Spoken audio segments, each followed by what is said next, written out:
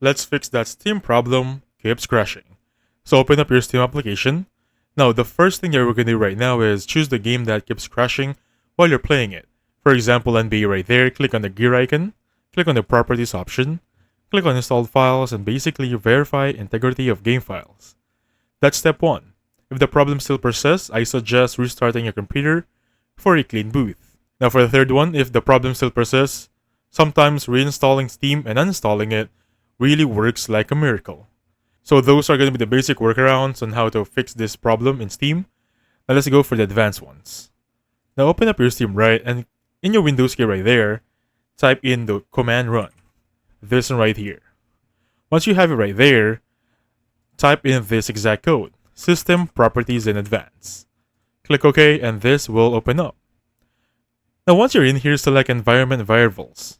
Select New right there. So you're going to have two options over here. Now I want you to type in as I type it. For the variable name, type in OpenSSL uppercase underscore IA32 cap. For the variable value, type in this one, the squiggly line. That would be 0 times 2, 1, 2, 3, 4, 5, 6, and 7 zeros after. Click on OK after the words, and basically, that will fix your problem.